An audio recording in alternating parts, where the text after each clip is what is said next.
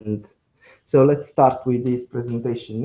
It won't be too much technical, but it will go deep into the Postgres query planning and tuning. So how to read the queries, how to address the issues with the indices and so on. So what to understand. Uh,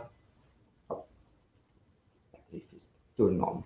Okay, so I created this small things. This is much better than before because I've added some pictures, more nice. It's the one I did in the company. So we will start with Jargon, find the lack of plan disturbing, look into the execution plan, how the plans are built up and executed, the explain, and how to query the database for having information about the execution plan, and more important, how to control the planner, which is a quite interesting thing. Jargon, Klingon flag. So let's start from Jargon. There's some strange names inside Postgres. The OID, object ID. This is a quite confusing thing. I've seen several times people moving from Oracle to Postgres using the OID like primary key.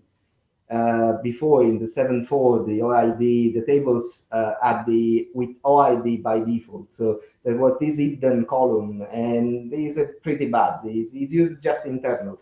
Is very important internally, completely useless for user table, and even dangerous if it's used. So at the moment it's turned off. There's no OID for the existing tables, but all the tables like PG class, PG namespace, they have the OID. If you select star from those tables, you won't see the OID. You will see only if you select OID, comma, star from table.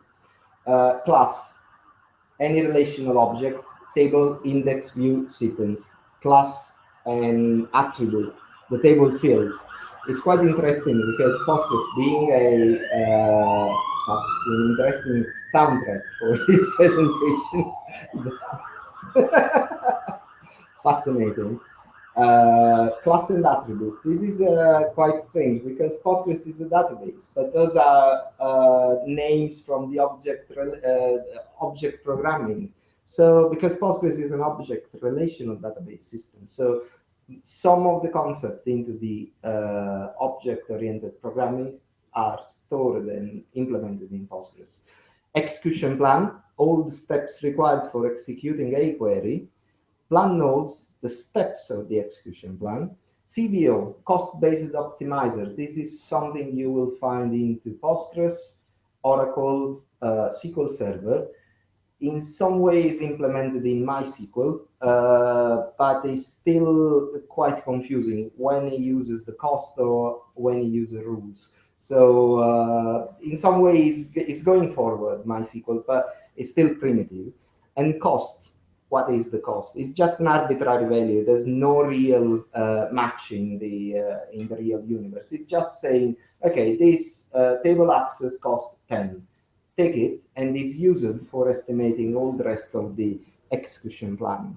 So I find your lack of plan disturbing. Uh, how the database works and what happens when you send a query to the database. It's quite interesting because the steps are all the same for whether you send to the database. So insert, update, or just select. There's a syntax validation process. Then there is a query tree generation, plan estimation, and finally execution. This thing is good for some reasons or bad if the query is highly complex. Because sometimes it can take much more time for estimating and generating the plan rather executing the plan itself. We will see it. So syntax validation, why is splitted from the query generation tree? Because the syntax validation is something that happens at first stage. So there's no transaction generated, there's no system catalog access, it's something immediate. It is used for extracting errors like a missing comma or an extra semicolon in some wrong place or wrong quoting. Is used for preventing any typo in the SQL. So is very cheap. Even when the syntax validation fails, there's no big issues in terms of performance on the database side. When the syntax validation is successful, the parser returns a normalized parser tree for the next step. Normalized, all the names are lowercase unless they are double quoted. All the identifiers are put in the right place. So it's some sort of generating a structured query from whether it comes from the other side. It can be tab indented or multi-column. It puts in a understandable form for the next step. At this point, the query parser reread the normalized query. So it's still the parser, right, which is doing this thing, and generates a query tree. This is the moment when the database generates a new transaction, accesses the system catalog, and generates a binary object to name mapping. This is the moment when the object ID start becoming important. They become important in the entire thing. This is something that makes the query written on stone, literally, because it's cached in memory, and the information for the object ID to the relation mapped inside the query is stored into the database memory. And before the 8.2, there was a big issue, because if you generated inside a specific transaction temporary tables, and then you drop those tables and recreate it, the database throws an error, because it was still searching for the object ID of these temporary tables in memory. There was no so-called plan invalidation.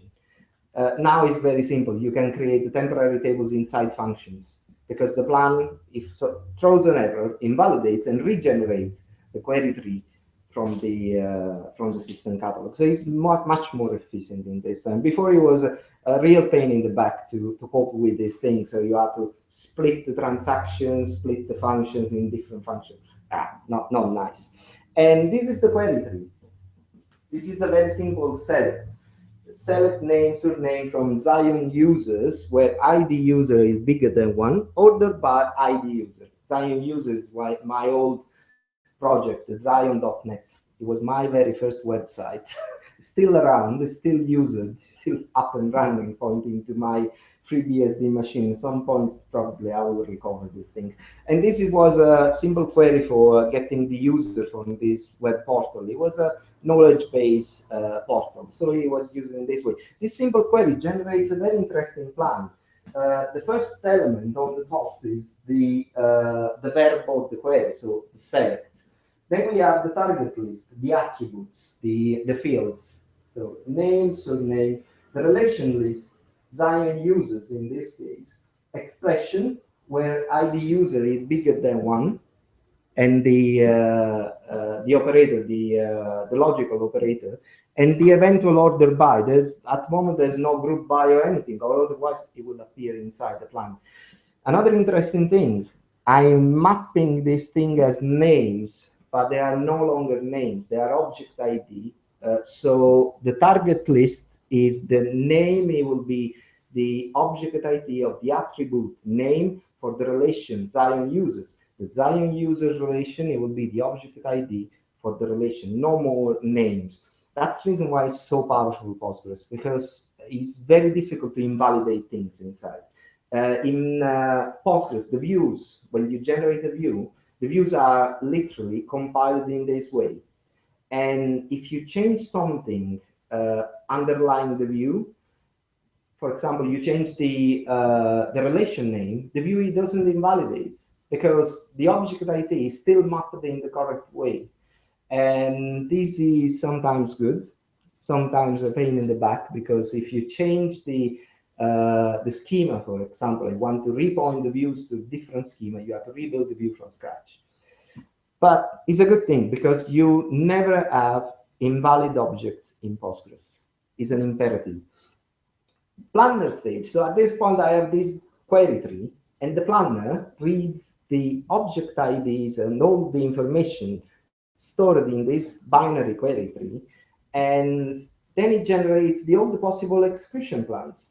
And for doing that, queries the PG statistics view, where all the statistics are stored or not stored, depending by the DBA and by the database if it's collecting correctly the statistics.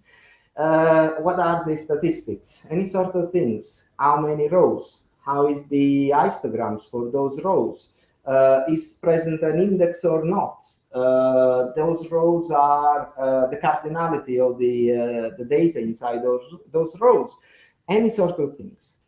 And then it generates the estimated cost for each plan. So if there's no index, it means, okay, I can just read the table in one way, scanning the table, and this has arbitrary cost. Otherwise, if it's present an index, it will also consider the plan accessing the index, and also this thing will generate a estimation cost. And the cost, the plan with the minimum cost will be used and sent to the executor. The executor just gets all the plan nodes, runs in sequence, and returns the eventual query to the backend. Otherwise, it will just change the data.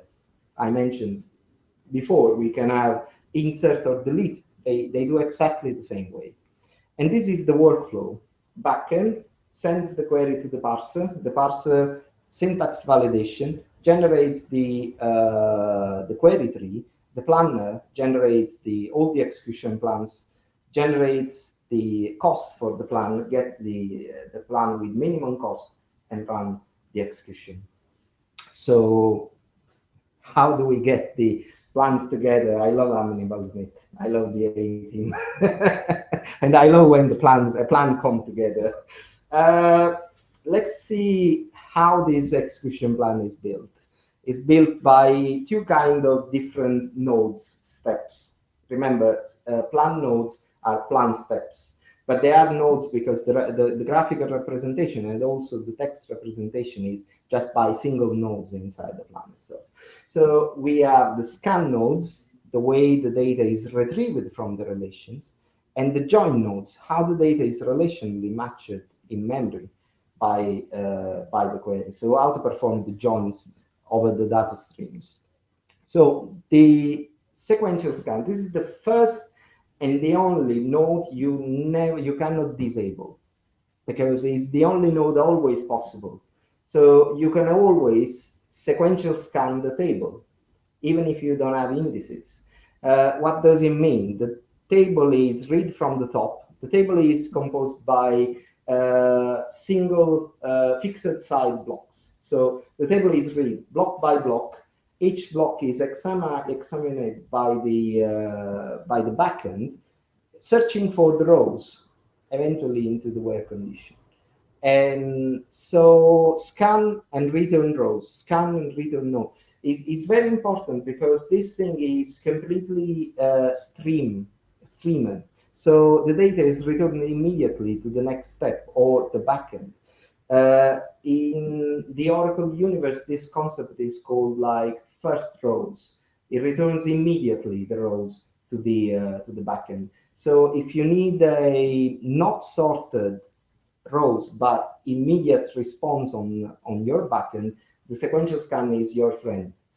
But the problem is when it started, and even if you get just 10 rows, the sequential scan will continue reading from the table even when the backend has returned these rows. The limit, it doesn't stop the sequential scan. Sequential scan continues. So be very careful. Index scan, this is similar to the sequential scan, access the index. Obviously, the index is structured and organized relation. So the concept of accessing this thing is random, not sequential.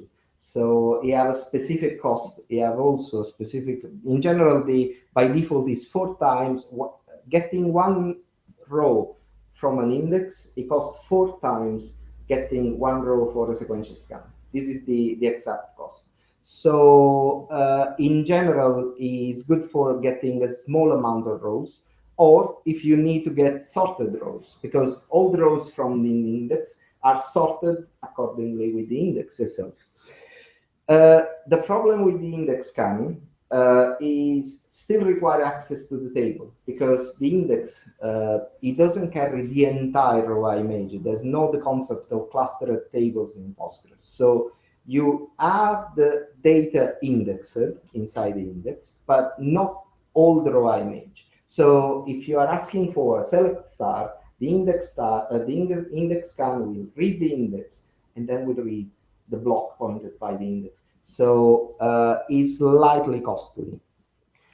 Index-only scan is a new feature introduced by the 9.2, and it can read just the index. So if you are reading only the fields, the indexed fields, you can rely on the index-only scan. This means the index it will be loaded in memory, it will be scanned through, and the data will be retrieved just by the index. And that's the reason why the select star is very bad, because it prevents the index-only scan. So if you need just a small amount of rows, stick to these fields, stick to these fields, not the entire star selecting from table. Bitmap index scan. This is has been introduced this, in an old 8. I think it was introduced in the 8.2, as far as I remember. Yes, when I moved from the 8.1 to 8.2, I seen this thing. Oh wow, they implemented the bitmap indices. It was something I was craving because the bitmap indices are something very useful for the data warehouses, but that's not the case. They are not bitmap indices. The name is slightly confusing. The process relies on a bitmap. The bitmap is just a map of bit in memory which marks if the value is present or not inside the blocks. What does it do? Scans the index completely, but it scans the index sequentially, so not following the index pages. From the index builds up the bitmap, and then rematch this thing against the table. Sometimes, in another specific situations, when the table is correctly ordered, the transactions are in correct place, the visibility map is in the correct place, the rematch is not required. So static tables are very efficient when read through the bitmap index scan. The drawback, so it's a good compromise between sequential scan and index scan because it's not ordered but still read the smaller relation. If we are talking about bitmap the B3, gene indices can be larger than the table itself. But it's good. Sometimes when you read large amount of data, you will see this sort of execution steps.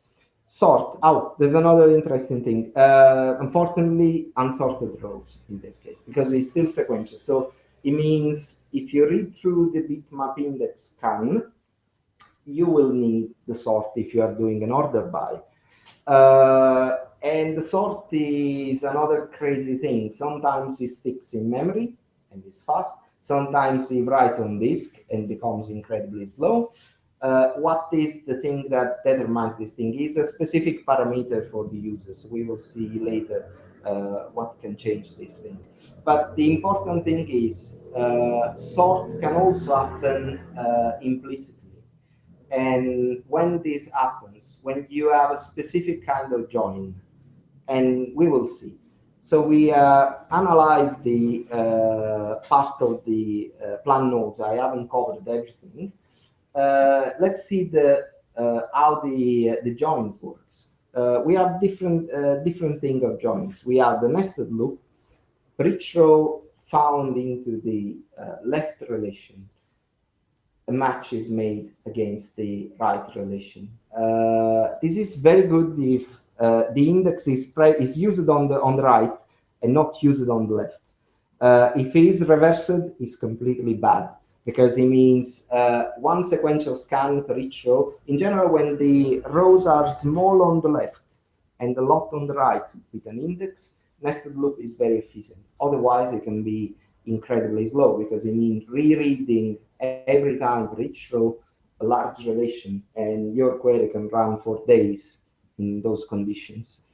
Hash join, this is another kind. The database just determines which one to use, estimating the number of rows, the index configuration, and the data inside.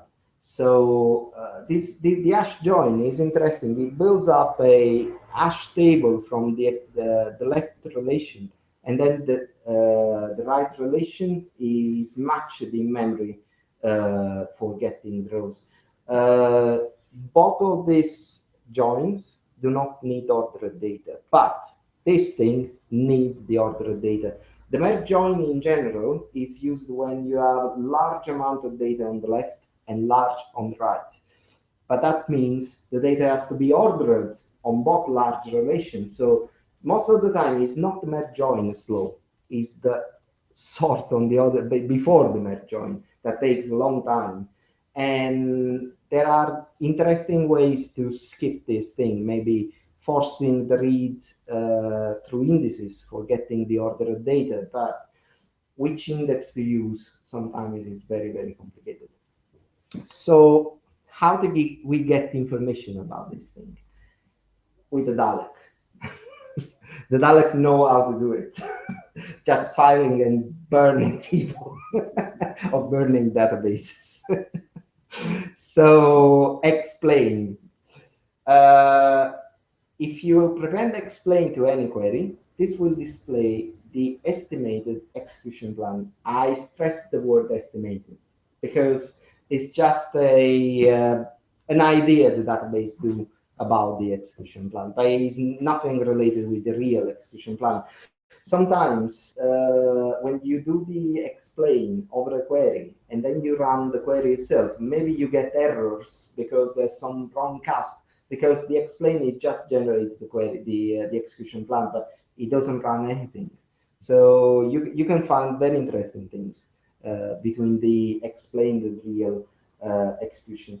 If you have the analyze, the query is executed, the results are discarded, but you get the real timing over the execution plan. Warning, because if you use the explain analyze with any DML, insert, delete, or update, you will insert, delete, or update your data, and then we'll discard the results, and we'll get you the execution plan. But in the meanwhile, maybe you're wiped out or completely a table. So it's much better to use begin rollback between the explain analyze, or you rely on something more sophisticated than the PSQL command line. In general, I use pgadmin 3 or pgadmin 4. I'm still struggling to get into pgadmin 4, to be honest. I think it has massive potentialities, but it's still not at the right place. There's still something missing in terms of usability. But I like it, I love it, but I'm still waiting for the right release. So I'm still using pgadmin 3, unfortunately. Or I'm using an interesting, very minimal command line. It's called SQL tabs. It's made in Go, I think, and it comes in on any operating system, Linux, OS X, and Windows. And the are connector for Postgres, MySQL, MongoDB, and Microsoft SQL Service. So you can, it's very simple. You just type your queries and select the query you want to run, Control-E, and execute it. It's very useful for rapid development. But not sure about SQL tabs, but pgadmin 3 and 4, they have the begin rollback automatically. And they also something like JetBrains, they also have this protection against any risk of data alteration, unwanted data alteration. So let's see, explain how it works. So I created this table test with a serial value, one character varying 50. And so I've added some rows, not many, 1,000 rows. Generate series is very nice for loading the rows inside Postgres. So is just insert 1000 rows. So I generated this estimated plan for one row result. So explain select star from t-test where id equal 20. And this is the plan. So you see sequential scan table, cost, there are two costs. How many rows estimated, how many rows is expecting the database, the width in bytes expected from the result, and the filter ID. Little word about cost. We have two values because we have one startup cost and one completion cost. The startup cost is the cost required for delivering the first row, and the completion cost is the cost for delivering all rows. Now the database is expecting 3 rows. The initial cost is 0 because he knows nothing about the table, so it's just underestimating the initial cost. And the final cost is large because he's estimating this table in some way possibly few blocks inside. So, but it's still arbitrary. It's not really a usable value. Generating the estimated plans is useful when you have a query that runs for hours. You cannot run and explain analyze for hours. Oh yes, you can.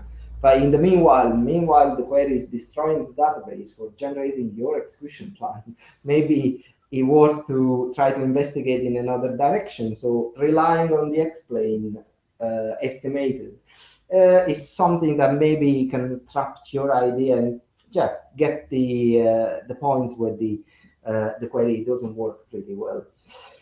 Let's do in a better way. Let's explain, analyze. We still have the cost, but something is changing. Let's see. We have the estimated cost. The number is changed because this time the table has been read. So the database increases the delivery cost, the total cost. But also we have one row returned because this is the exact value retrieved from the table. And also we have the width, the exact width of the row. But this is an even more important actual time. This is the time in milliseconds required for delivering the first row and all rows with the number of rows returned and the number of loops executed over the sequential scan. This is very important because let's point the difference between the startup and the delivery. Why they're so different? Why the startup is so small and the delivery is so big? Because the startup cost delivered the first row, but the sequential scan continued searching for other rows because there's no index, no primary key. So the database is expecting more rows with this thing. It knows nothing about the table. So the second value is the time required for completing the sequential scan. How many rows have been removed by the filter? 999. I'm just asking for one row. And this is very interesting. Planning time, .066 milliseconds, but the execution time is bigger, slightly bigger than the delivery cost, the completion cost, because there's also the network latency. Whether you're using network or sockets, there's still an extra time required for completing the query. Let's add an index. So let's create an index over the IID and execute again the explain analyze. At this point, I'm working on the analyze because it's more interesting. It's changed because I'm asking for one row. Index scan replaces completely the sequential scan. But there's another interesting thing. Planning time execution plan, they just reversed. The planning time it takes 0.2 milliseconds. The execution plan, the execution time, it became ridiculous compared to before. Why the planning time increases? Because I have two execution plans. So the planner has generated one for the sequential scan and another one for the index scan. So, and this is a CPU cost and time cost. But if you look to the actual time, the delivery time for the first and the old rows is exactly the same, just a little microsecond in difference. And that's the reason why the index, it told the database there were no more rows to find, because the index points the blocks where the rows are stored. And also, the execution time is slightly bigger because the index scan completion is slightly more expensive than the sequential scan completion time. So now let's control the planner. Okay, I've asked for one row, but now I'm asking for the entire table except a couple of rows. So this time the table, the planner is not using the index. That's the mother of all questions. Why is not using my index? Of course, I'm asking for the entire table. And the sequential scan for getting just all rows without any ordering is much cheaper than the index. So in this case, the execution plan is 0.6 milliseconds. It's not bad. But let's force the usage of index. We can do using this specific set. So set enable sequential scan off, not really off. It just increases the sequential scan cost to a massive amount. So the planner will not consider sequential scan if there's any other option inside. But if you don't have the index, sequential scan will be used in any case. In this case, the index is used, but hang on. Execution time is 0.741. Before it was 0.652. So the execution plan for the using the index, it takes more time than using the sequential scan, because there's one reason for this. Because I'm asking for transversing every single leaf with the index, and then accessing randomly the blocks on table, and then retrieving those blocks and getting the tuples required. So is by default, because the index is structured having one meta page, one root page, and at least one leaf page, it means 1, 2, 3 access over the index randomly, and then access random to the block pointed by the index. So it can be very, very expensive. By default, complete index scan, yes, is 4 times the complete sequential scan. So, hello, my friend Ron. This guy is the reason why I chosen to work with the computers and there was and war games. That was the the trigger for putting me in this universe. So, how the database collect these information, analyze. This is a very important thing to do. If your queries are running slow, check if the statistics are up to date. And in doubt, run and analyze against the tables affected by the slow queries. It doesn't harm. In any case, the PG statistics system table is not for human access. Any sort of crazy arrays and binary representation of the statistics is just for the database. But there's also the PG stat table, which translates the statistic in human readable format. So if you are curious about a statistic inside your database, you can query this thing. There's also another thing. The parameter default statistic target sets how much data is read and aggregated when reading from the tables column.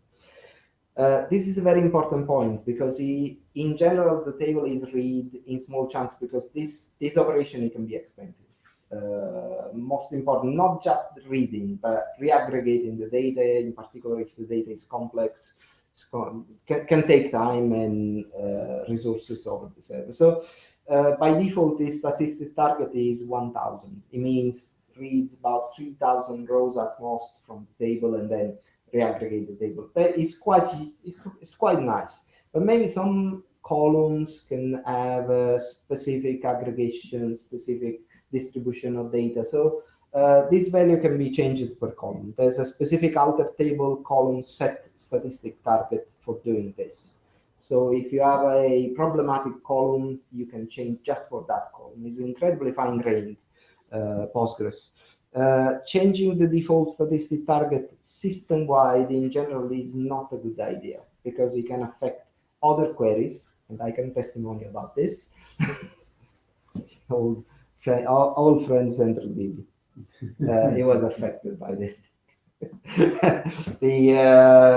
Basically because the data inside it was so massively bloated, the database correctly switched to merge and hash join, having a fresh, more accurate statistic, but this literally killed the CPU because too much data were read from this, literally. So sticking to more primitive and less accurate statistics, switched back to sequential scans, and the database worked much better. So yes, another point, have a look to your data because maybe it's schema that needs some adjustments. How to query the statistic. This is very interesting. Postgres comes with a massive amount of different views, and any new version adds new statistics. The last one added, it was the pgstat vacuum. It tells you what vacuum is doing, how is collecting the rows, and the progress. This is something I really I've extracted from the vacuum verbose just by telepathy, literally. And now finally I have this view that tells me what is doing the database. So it's getting better, but these tables has been there since the 7.4, I think. So use it. The pgstat all tables list all the statistics for all tables. Then there are other subset pgstat sys tables for the system tables, pgstat user tables, tables owned by the current user. So if you are just interested in your tables, this restrict the number of tables. And it's quite interesting because it gives you the table, the schema names, but also gives you the number of sequential scans run against that table, and how many tuples are being read using the sequential scan, and how many index scan. And this is very important because if you have tables with big number of indices, and maybe the index scan is zero or a very small amount of very small value, maybe those indices are not needed at all. But we also have this other friend, pgstat all indexes, which gives us the information for the specific index. And this is very useful for finding the userless indices. All the indices having the index scan, IDX scan to zero, they just should be dropped because an index is good for read, is very bad for write, because every time the tuple changes block, it means the index has to be transversed and updated. And this can make the difference between instantaneous update or seconds between an update and another. So use those tables. And how to control the planner. Do you remember all the plans, the plan nodes, bitmap scan, hash aggregation, join, index scan, index only.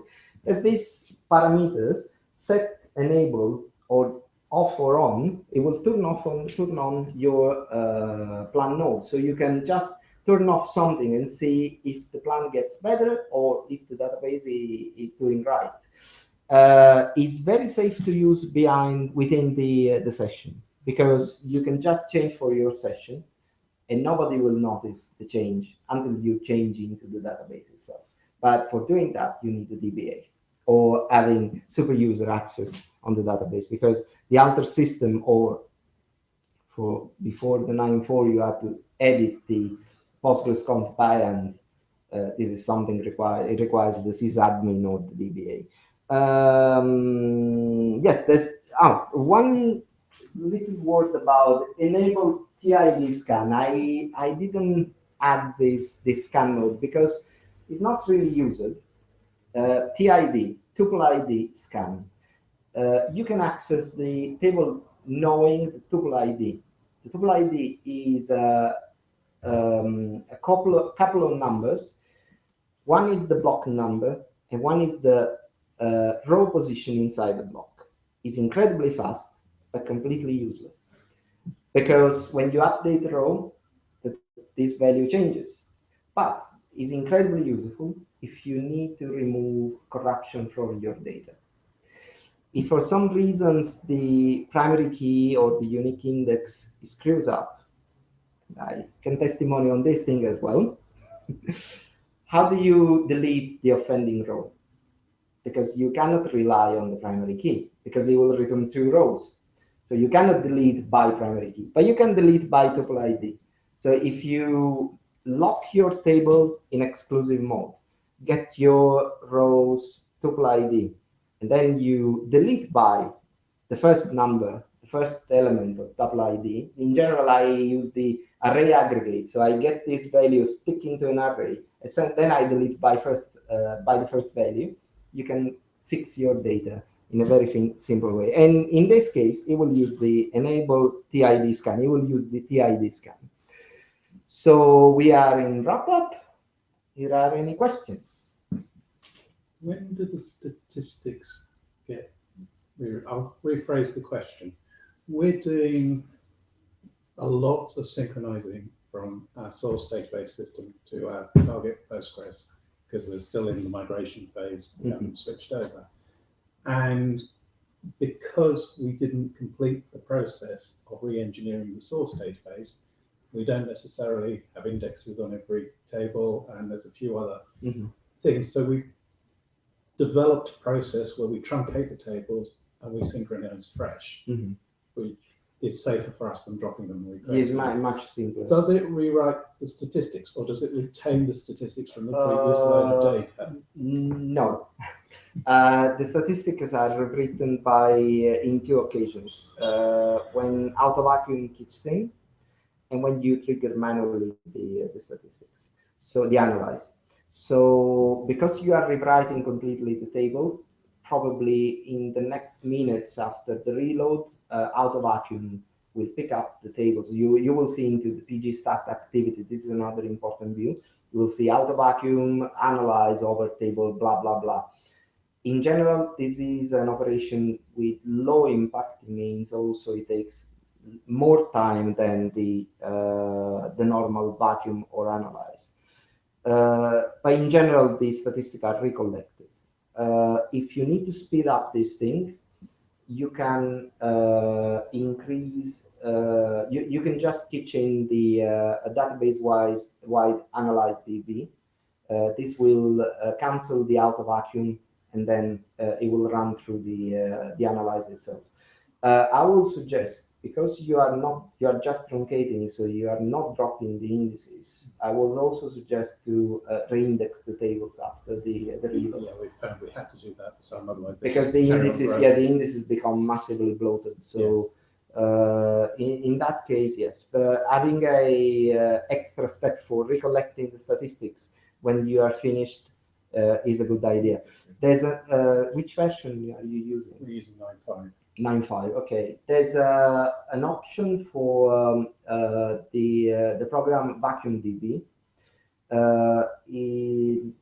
If I correctly remember, is -analyze in stage. There's this option. This is used by the when you do the PG upgrade, the upgrade in place, because the upgrade in place, it doesn't transfer the statistics. The new database is completely empty, so it performs bad. So this analyzing stage, first run the analyze with statistic target 1. So gets the statistic, not good, but at least you have the statistic in place. So it's incredibly fast. Then run with a minimal statistic target, 10. And finally, run the analyze with the default statistic target, which is whatever it is on the database. So first get the statistic in place, not accurate, but at least useful for your execution plan. So you won't stick on sequential scans only, and then get the statistic in place. So you can use this program with this option to reload the statistics after the truncate and reload. Is very useful. Good, thank you very much. I got questions. When it's forming the plan and it's considering an index scan, does it take into consideration the size of the index? Not really the size, because the size, it can be, you mean the physical size? Yeah. This is an unknown understanding, and this is the reason why bloated indices can lead to worse execution, not execution plan, execution itself. The index size is not something the database consider. It just consider the data distribution. So having a periodic reindex is a very good idea. Or even compaction using something like the PG reorg or PG repack for doing the repack online. But yeah, the indices are bad beasts. So bloated indices can lead to disastrous performance. Okay. The next one was when you're talking about the different joins, you're talking about left and right relations. Is it able to flip them considering your original query in order you can control in some way. If you change the join order, yeah, the database will consider the first relation as priority to the others.